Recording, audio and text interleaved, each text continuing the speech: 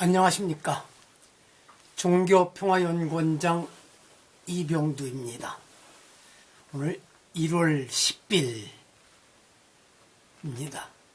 이번 겨울 들어서 가장 추운 날씨라고 합니다. 근현대 불교 탄압과 차별의 역사, 오늘은 18번째 순서로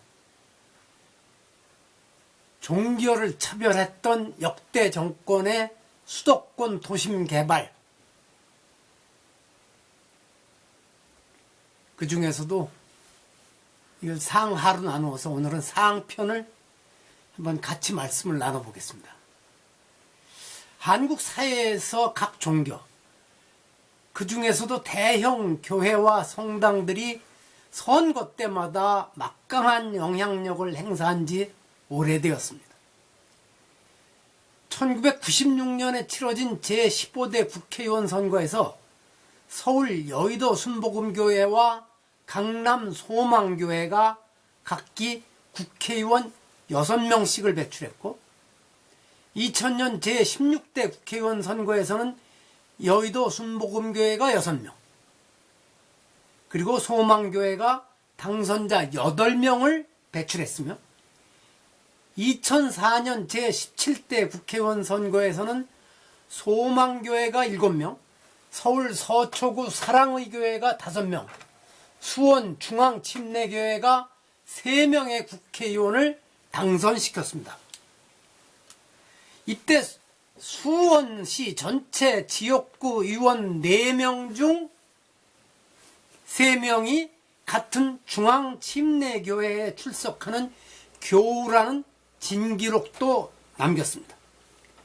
2014년 경기도지사 선거에서 맞붙어 대결한 여당인 새누리당의 남경필과 야당인 새정치민주연합의 김진표 후보, 두 사람 다 수원 중앙침례교회와 수십 년 인연을 이어온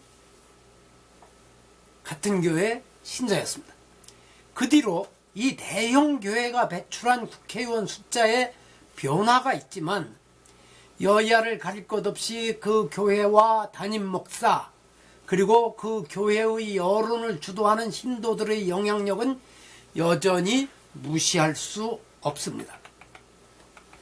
한국의 종교인구 비율에서 개신교회가 급등세를 타고 천주교가 완만한 상승세를 이어가게 된 것이 1967년 시작된 여의도 개발을 기회로 삼아 순복음교회와 여의도 침례교회가 자리를 잡고, 1970년대 초반 현재 서초구, 강남구, 송파구, 강동구에 해당하는 서울 강남지역 개발과 역대 정권이 수도권 여러 곳에 신도시를 조성할 때 종교 부지를 분양받아 신축한 대형 교회들이 등장한 것과 관련이 있습니다.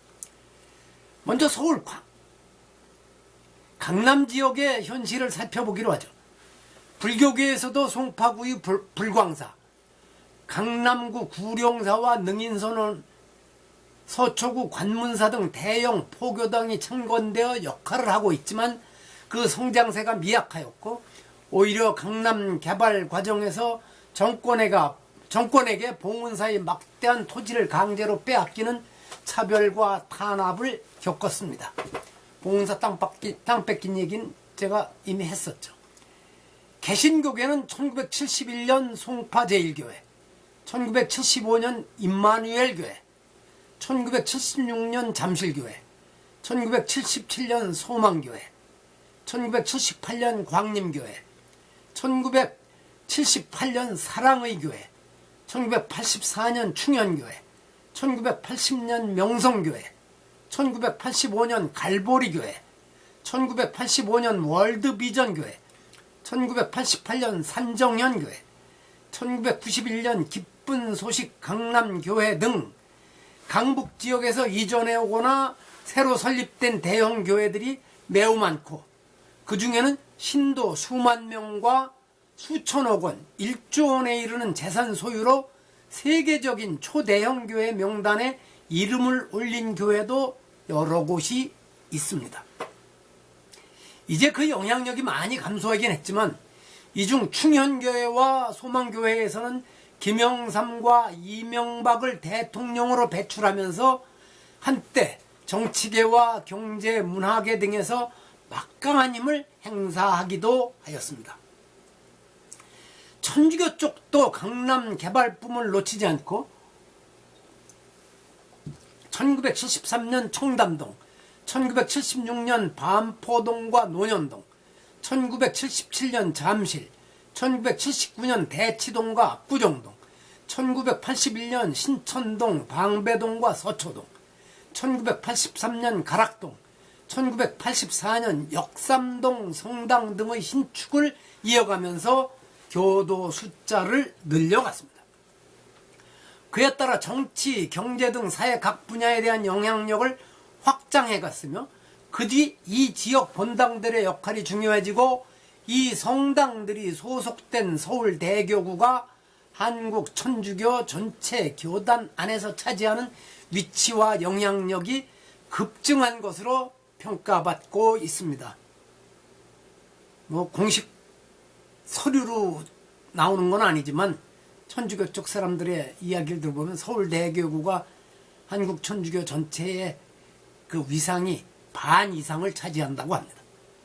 한편 노태우 정권 이래 정권마다 부동산값 안정을 내세워 수도권 여러 곳의 신도시 개발을 추진하였는데 그에 앞서 이루어진 과천 안산 신도시와 서울 목동 신시가지 개발 등 1979년부터 1983년까지 진행된 정부 정책이 종교 지형에 어떤 변화를 가져왔는지 살펴보겠습니다.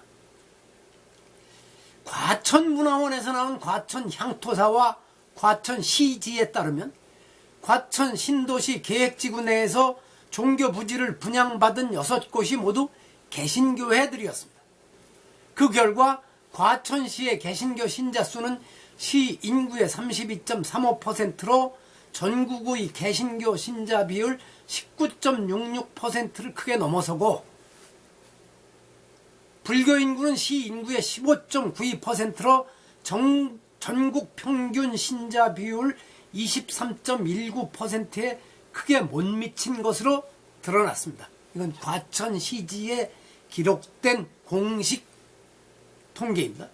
1977년부터 1988년까지 이루어진 안산 신도시 개발에서도 종교부지 53곳 중 원불교의 한 곳을 빼고 나머지 52곳은 모두 개신교와 천주교에 분양되었고 1995년 조사에 따르면 안산시 전체 인구의 28%가 개신교 신자인 것으로 드러나 종교 부지 분양의 영향이 매우 컸던 것으로 확인됩니다.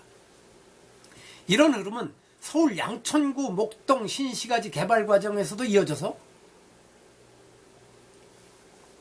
기독교 방송과 이화여대 부속병원을 비롯하여 산돌교회, 지구촌교회 등 대형 교회들이 종교 부지를 분양받아 신축되었고 천주교에서도 목동 성당과 양천 성당 등 6곳을 분양받아 대형 성당을 신축하여 신도 숫자를 크게 늘리며 사회 전반에 대한 영향력을 확장할 수 있었습니다.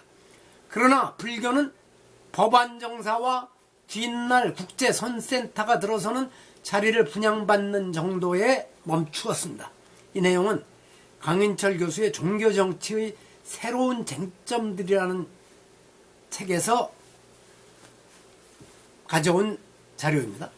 1960년대 말부터 시작된 서울 여의도와 강남 개발에서 과천, 안산, 서울, 목동, 신시가지 개발 사업에 이르기까지 새로 도시가 형성되는 곳에서 종교부지 분양과 자리잡기 경쟁에서 개신교와 천주교가 승리자가 되어 두 종교는 부와 권력의 종교가 되었고 시민들 사이에 기독교 종교관을 형성해 주었습니다. 그러나 불교는 그 경쟁에서 패배자가 되어 불교 인구 비중이 점점 낮아지고 정치, 경제, 문화 등 사회 전반에 대한 영향력이 아주 축소될 수밖에 없었습니다. 상황을 피상적으로 보는 사람들은 이렇게 된 것이 개신교와 천주교가 우리 사회가 어떻게 나아가고 있는지 미리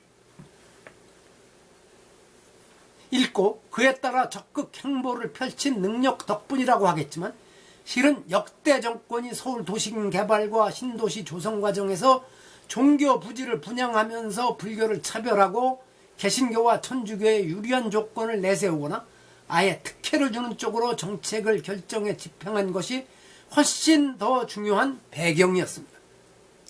종교 간 경쟁을 100m 달리기에 비유하면 공정한 심판이 되어야 할 역대 정부가 개신교와 천주교는 출발 지점 50 내지 70m 앞에서 출발할 수 있게 하면서 불교를 차별하는 불공정 행위를 저질렀던 것입니다. 1988년 노태우 정권에서 분당, 일산, 평천, 산번 등 신도시 개발에 착수한 뒤 오늘에 이르기까지 역대 정권이 수도권 여러 곳에 신도시 개발을 하였고 앞으로도 계속 진행될 것으로 예상합니다. 그 과정에서 종교 부지를 분양하면서 진행된 차별에 대해서는 다음번에 다룰 생각입니다. 들어주셔서 감사합니다. 뒤 배경에 보이는 사진은 왼쪽은 목동 지구촌 교회이고 오른쪽에 위는 그 유명한 서울 서초동 사랑의 교회, 아래는 서울 압구정동 성당입니다. 자, 들어주셔서 감사합니다.